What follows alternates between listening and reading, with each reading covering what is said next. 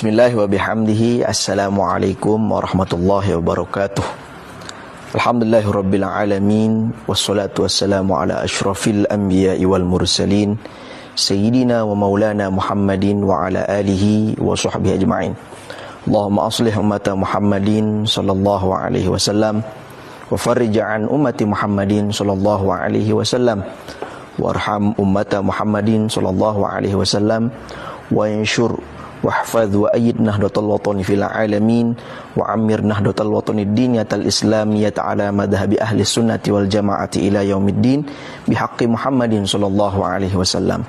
Rabbi syrah li sadri wa yassir li amri wahlul 'uqdatam min lisani yafqahu qawli, amma ba'd. Para pemirsa, soimin soimat yang dirahmati oleh Allah Subhanahu wa taala, mari kita sama-sama senantiasa bersyukur kepada Allah Subhanahu wa taala yang telah memberikan kita banyak sekali nikmat. Nikmat Allah Subhanahu wa taala itu ada yang besar dan ada yang besar sekali. Nikmat Allah Subhanahu wa taala tidak ada yang kecil. Mana buktinya nikmat Allah Subhanahu wa taala itu besar dan besar sekali? Contohnya di dalam diri kita.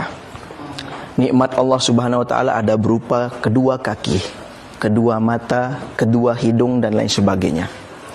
Kalaulah seandainya ada yang menawarkan kita sebelah kaki kita akan dibeli dengan harga yang sangat mahal, miliaran bahkan triliunan, apakah kita mau untuk menjualnya? Tentu kita tidak mau. Kenapa? Karena tidak ternilai harganya.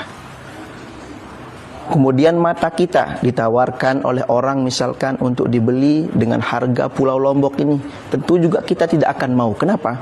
Karena mahal harganya. Itulah sebabnya nikmat Allah Subhanahu wa taala itu besar dan besar sekali. Dan yang sangat besar nikmat Allah Subhanahu wa taala adalah nikmat iman dan nikmat Islam. Oleh sebab itu, tidak ada alasan untuk kita tidak bersyukur kepada Allah Subhanahu wa taala.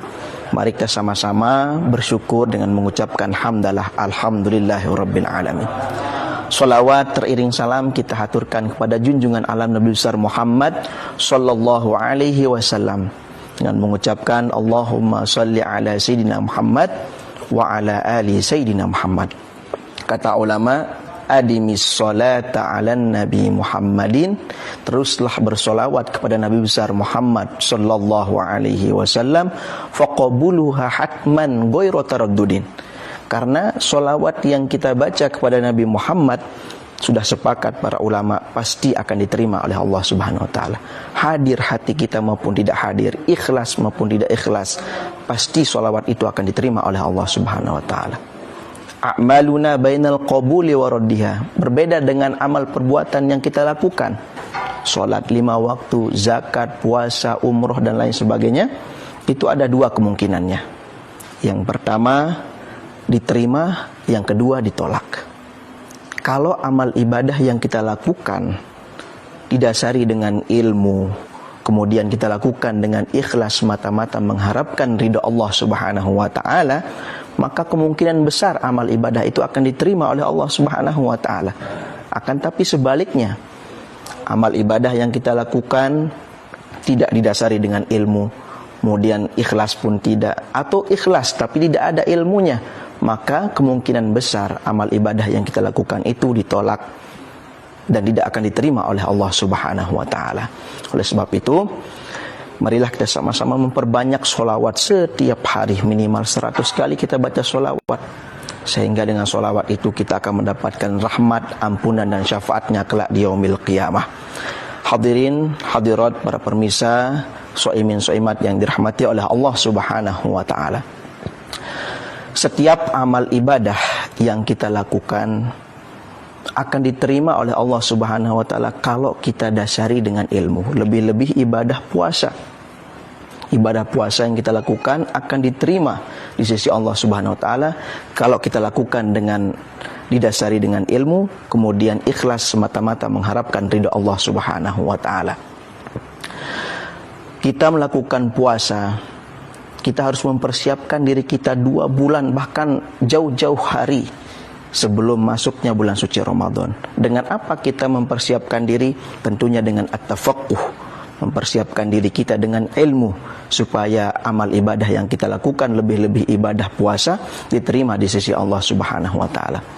Kata Ibnu Ruslan dalam Zubatnya, wa kullu man bighairi ilmin ya'malu a'maluhu mardudatun la tuqbalu. Jadi setiap amal perbuatan atau amal ibadah yang kita lakukan akan diterima di sisi Allah Subhanahu wa taala kalau kita dasari dengan ilmu.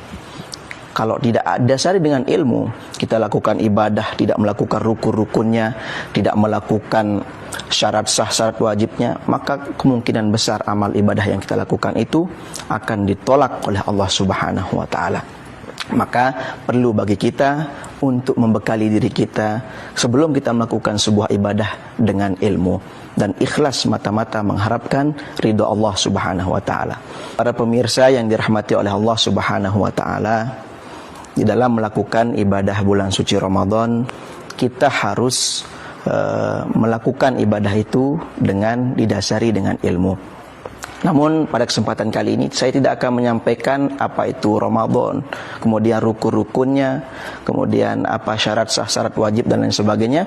Yang ingin saya sampaikan pada kesempatan kali ini adalah bagaimana supaya ibadah bulan suci Ramadan kita itu berkualitas, sehingga kita mendapatkan predikat orang-orang yang muttaqin, orang-orang yang bertakwa di sisi Allah Subhanahu wa taala.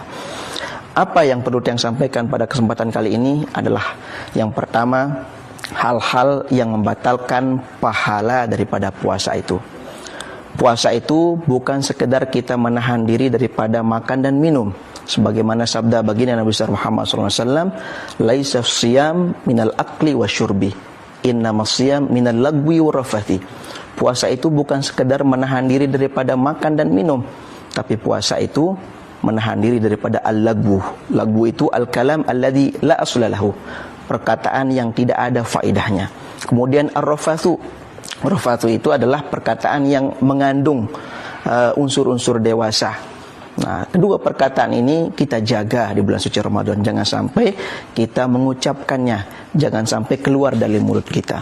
Mulut kita jaga dan semua anggota tubuh kita jaga daripada hal-hal yang dilarang oleh Allah Subhanahu wa taala. Sehingga kalau kita sudah menjaga diri kita daripada hal-hal yang dilarang oleh Allah Subhanahu wa taala, kemudian kita lakukan perintah Allah Subhanahu wa taala, insyaallah itu yang akan menyebabkan kita mendapatkan predikat orang-orang yang muttaqin, orang-orang yang bertakwa kepada Allah Subhanahu wa taala, sebagaimana perintah Allah Subhanahu wa taala dalam Al-Qur'an, ya ayyuhalladzina amanu kutiba alaikumusiyam kama kutiba alal ladzina min qablikum la'allakum tattaqun. Orang diperintahkan untuk puasa tidak ada lain, tidak bukan, tujuannya adalah cuma satu, la'allakum tattaqun, supaya kita menjadi orang-orang yang bertakwa di sisi Allah Subhanahu wa taala. Pada akhirnya kita berdoa kepada Allah Subhanahu wa taala, semoga kita semua diberikan kesehatan, keafiatan untuk menjalankan ibadah bulan suci Ramadan.